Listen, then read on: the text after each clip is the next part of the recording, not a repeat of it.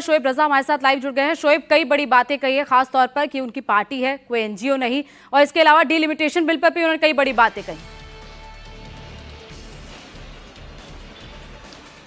बिल्कुल गोनिका, देखिए उत्तर प्रदेश में 2027 का जो चुनाव है उस पर सबकी नजरें हैं और खास तौर पर जो समाजवादी पार्टी और कांग्रेस के गठबंधन की बात कही जा रही है। तो अगर असदुद्दीन ओवैसी की जिस तरह से एंट्री उत्तर प्रदेश में है और सहारनपुर में आज रैली भी उनकी होने जा रही है कुछ देर के बाद, तो ये यकीन इस गठबंधन की जो होगा, जब गठबंधन तब देखेंगे, लेकिन इस गठबंधन की मुश्किलें बढ़ाने वाली है। हालांकि असदुद्दीन ओवैसी उसी तरह से जैसे हमने बिहार में देखा था कि वहां बाकायदा जो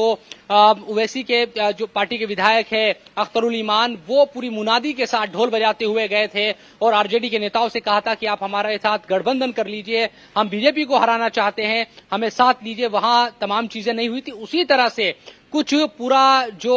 एक पूरा माहौल है वो उत्तर प्रदेश में भी बनाया जा रहा है और असदुद्दीन ओवैसी ने साफ कहा आज भी कि वो यहां भी यही कहेंगे कि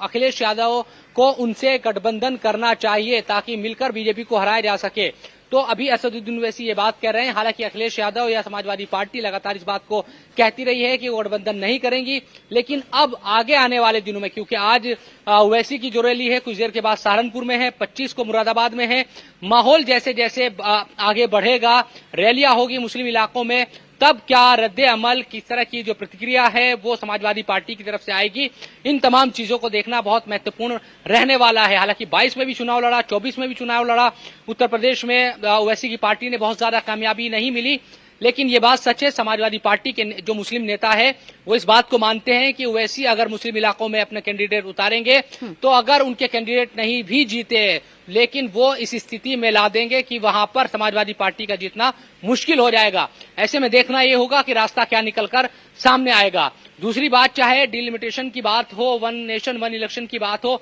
इन तमाम चीजों को लेकर ओवैसी का कहना है कि बीजेपी ने, हालांकि अभी तक जो हम एजेंडा देख रहे हैं सत्र का शुरुआती तौर पर, उसमें इसका जिक्र नहीं है, लेकिन वे कह रहे हैं कि बिल अचानक से लाए जाएंगे तो फिर विपक्ष को तैयारी करनी चाहिए। बीजेपी क्या करेगी ये तो बीजेपी जानती है और वो अगर चाहेगी तो कर भी देगी, वैसे इस बात को कहते हैं, लेकिन विपक्ष को किस तरह की तैयारी करनी चाहिए, उसकी तैयारी में क्या चीजें रहनी चाहिए, उस पर ध्यान देने की जरूरत है। कि अगर